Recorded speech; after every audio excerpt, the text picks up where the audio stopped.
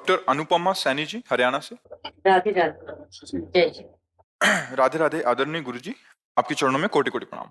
महाराज जी, मेरा सवाल यह है कि भक्ति मार्ग पर चलते हुए जब इंसान को कुछ अनुभूतियां होती हैं तो मन कंफ्यूज हो जाता है कि ये क्या हो रहा है, कुछ वो समझ नहीं आता अनुभूति है। क्या, इसमें कंफ्यूज वाला यही तो समझ ठीक नहीं है। अनुभूति और संशय, कंफ्यूज का मतलब संशय तो होता है ना। कुछ नया होता है ना महाराज, इनका ऐसा भाव है कुछ नया होता तो क्या हो गया। ले कंफ्यूज शब्द नहीं होता है, आश्चर्य, आश्चर्य होता है। कंफ्यूज नहीं, कंफ्यूज तो मतलब संशयात्मा विनश्यति, वो परमार्थ का प्रतीक नहीं होता। संशय परमार्थ की अनुभूति में थोड़ी होता है, अनुभूति में उसे आश्चर्य होता है, क्योंकि अभी तक वो देह भाव से संसार में विचरण कर रहा था।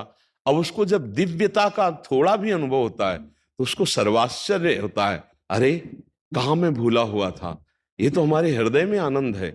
ये नाम के द्वारा, गुरु प्रदत्त मंत्र के द्वारा एक ऐसा आनंद का अनुभव हो रहा है, तो आश्चर्य ही नहीं, वो सर्वाश्चर्य स्थिति को प्राप्त होता है। तो कोई इसमें आश्चर्य नहीं, क्योंकि भगवान नाम जप में, भगवान की आराधना में, भगवान की भक्ति में या ज्ञान मार्ग में सब परमानंद स्वरूप उस आत्म तत्व का ही, बोध आत्म तत्व का ही ज्ञान उस आत्मानंद का है। ये जो शरीरानंद विषयानंद भोगों में है तो ये दुर्गति का कारण है।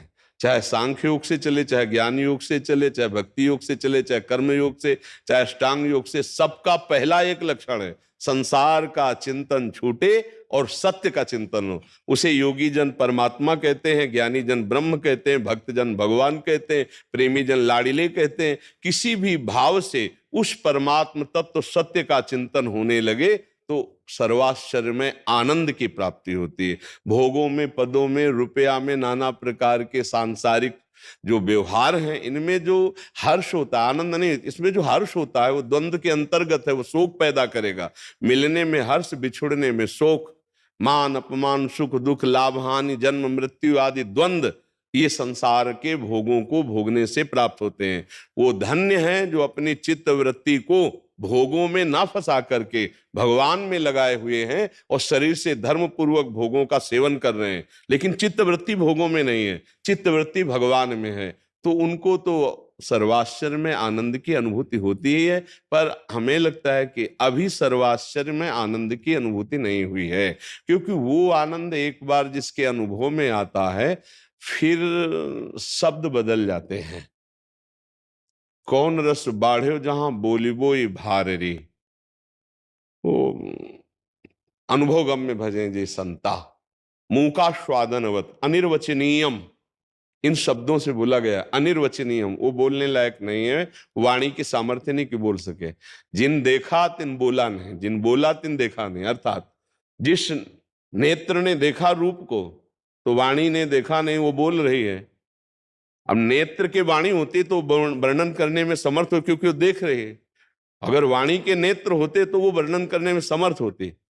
तो जो यहां अनुभव हो रहा है वो ये बोल ही नहीं सकती है। अच्छा, नेत्र तीन प्रकार के हैं। एक ये नेत्र है पार्थिव मायाकृत नाम रूप दृश्य देखने वाले, और एक है हृदय के चक्षु जो भक्तों के प्रकाशित होते हैं, और एक है बुद्धि में ज्ञान चक्षु जो ज्ञानियों के प्रकाशित होते हैं। ज्ञान चक्षु से सर्वम खलमिदम ब्रह्म, हृदय चक्षु से चिद चिद लक्षणम सर्वम राधा कृष्णमयम जगत, सिय राम में सब जग जानी। चर्म चक्षुओं से मैं और तू और मेरा और तेरा, स्त्री और पुरुष, दूषित और निर्दूषित, ये द्वंद्व दिखाई देते हैं। पहले हृदय के चक्षु खुले या ज्ञान चक्षु खुले तो वो अनुभूतियां स्थायी मानी जाती हैं। थोड़े बारे में सात्विक भावों के द्वारा प्राप्त जो आनंद है वो परमात्मानंद नहीं है, परमात्मानंद त्रिगुणातीत होता है, और वो जब प्राप्त होगा तो तीनों शरीरों से राग मिटा देगा, स्थूल शरीर, सूक्ष्म शरीर, कारण शरीर। कहीं ऐसा ना हो कि हम पीतल को सोना मान करके अपने को धनवान मान ले। जौहरी के सामने जाओगे तो पीतल ही का दाम होगा, सोने का नहीं। पीतल सोने जैसा भ्रम पैदा कर सकता है। ऐसे ही विषयानंद भी सब अनुकूल, प्रणाम नमस्कार, रुपया पैसा सब, तो वो अनुभूति मिथ्या है।